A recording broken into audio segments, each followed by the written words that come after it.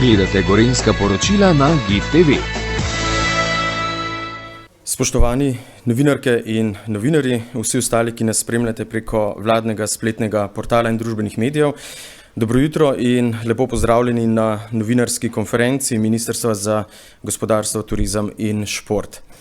Danes vam bo minister Matjaž Han skupaj s sodelavci predstavil načrt razvojnih finančnih spodbud, ki jih ministrstvo načrtuje letos dati na voljo slovenskemu gospodarstvu, turizmu in športu. Torej informacije, ki jih slovensko gospodarstvo vsako leto težko pričakuje. Najprej vam bomo predstavili razpise po posameznih področjih, nato pa bodo sledila vprašanja novinarjev, najprej tukaj v studiu, nato tudi novinarjev preko Zooma. Naj še povem, takoj po novinarski konferenci bomo vsem novinarjem posredovali sporočilo za javnost in PowerPoint predstavitev s povzetkom načrtovanih sredstev in razpisov in brošuro s podrobnejšim opisom za letos načrtovanih javnih razpisov in predvideno časovnico objav. Vse to bomo takoj po novinarski konferenci objavili tudi na spletnem mestu ministrstva, kjer si te dokumente lahko seveda javnost tudi zdownloada in podrobneje pregleda. Sedaj pa k besedi vabim ministra za gospodarstvo, turizem in šport, Matjaža Hana, izvolite. Hvala lepa, spoštovani novinarji, tu v studiu in seveda prek spleta, cenjene podjetnice, podjetniki in pa vsi ostali, ki nas spremljate, lepo pozdravljeni.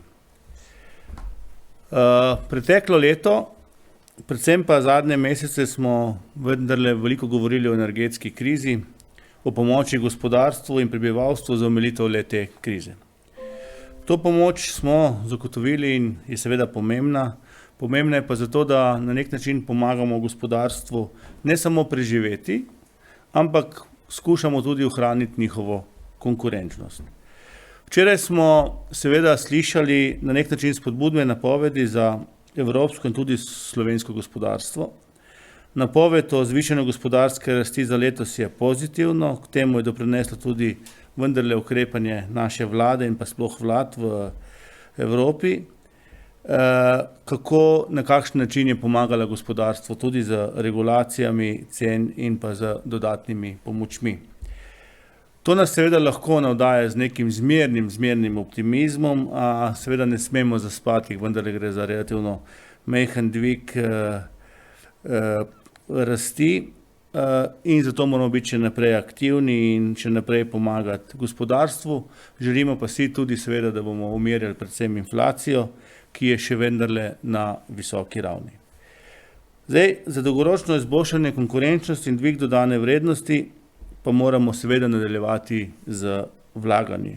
Vlaganji v nadaljnji razvoj in rast podjetij, nadaljnji razvoj v digitalni in zeleni prehod in pa seveda v sredstvi za večjo produktivnost. Preden preidem na načrte za letos in potem bodo tudi seveda moji sodelavci to predstavili še bolj eksaktno in jasno, želim pa vendarle poudariti nekaj podatkov za lansko leto in navedeti nekaj številk. Zakaj?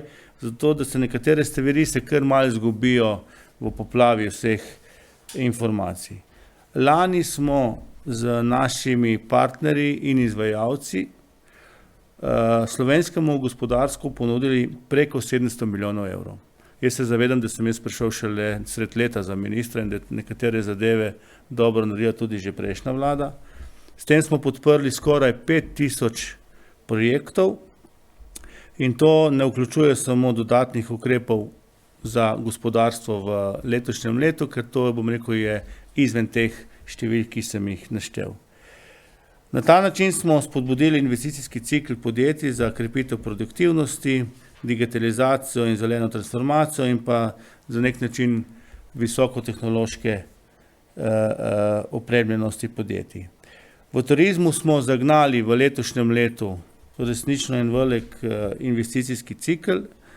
Gre za dvig kakovosti namestitvenih kapacitet in pa za prestrukturiranje večjih smučišč v gorska središča z celotnim turizmom. V zadnjih dneh, tednih pa imamo srečo tudi z snegom in vremenom, tako da zaenkrat smo lahko zadovoljni z obiskom. Vsem tem krepimo, konkurenčno in dodano vrednost slovenskega gospodarstva. Če preletim še črpanje evropskih sredstev, lahko na nek način povem, ne za zadovoljstvom, ampak lahko smo jaz kot minister vesel, da imamo take sodelavce, da so vse to naredili. Ministrstvo je lani zelo hitro v prakso spravilo načrt za okrevanje in odpornost. Razpisali smo 98% sredstev iz tega sklada oziroma iz načrta za okrevanje in odpornost. S hitro ponudbo teh ukrepov smo našim podjetjem dali na razpolago dovolj časa, kar je zelo pomembno za izvedbo projektov, saj Evropa sredstva daje na voljo samo do leta 2026. Glede iztekajoče kohezijske ovojnice, ki je bila od leta 2014 do 2020, v kateri smo imeli na našem ministrstvu na voljo za 900 milijonov evrov sredstev, pa smo do konca lanskega leta izplačali že 97% vseh teh sredstev. To lahko povem, da bomo pa vsa ostala kohezijska sredstva predvideno pa počrpali še v letošnjem letu. Zdaj pa seveda k tistim, ki nas zdaj najbolj zanima, oziroma kaj bomo delali v letošnjem letu. Vi veste, da se je na nek način z reorganizacijo vlade tudi spremenilo tudi naše delo na našem ministrstvu, tako da regionalni razvoj in inovacije zdaj zapuščate naše ministrstvo in greste vsak na eno ministrstvo. Mi pa smo seveda dobili tudi šport.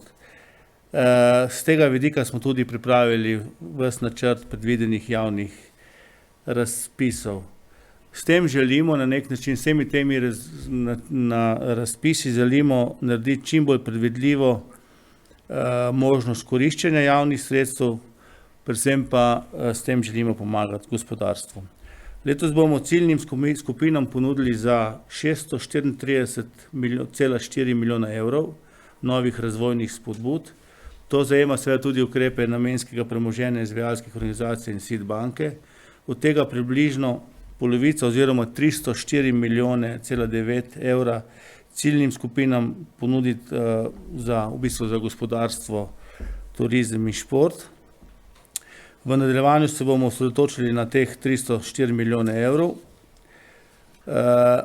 Teh 304 milijone evrov vključuje v vrednost 5 že objavljenih ukrepov oziroma razpisov, ki imajo predvidene roke za oddajo vlog v letošnjem letu, in 23 ukrepov, ki jih bomo na novo objavili v letošnjem letu. Viri financiranja so različni, seveda neki je integralni proračun in evropska sredstva, gre pa tako tudi za staro in novo kohezijsko ovojnico, tako da to so ta različna viri financiranja. Podjetjem bomo letos zagotovili dobrih 62% nepovratnih sredstev, skoraj 34% povratnih sredstev, 3% pa bo ta tako imenovani blending ukrepi.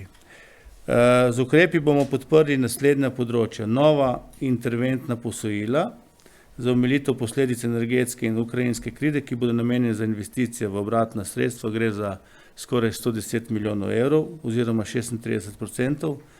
Gre za vzpostavitev novih finančnih instrumentov pri podjetniškem skladu našem in pa SID banki na osnovi zakona o pomoči gospodarstvu za omilitev posledic energetske krize. Potem se bomo šli v gospodarsko prestrukturiranje premogovnih regij za dobrih 83 milijonov evrov oziroma 27% teh sredstev.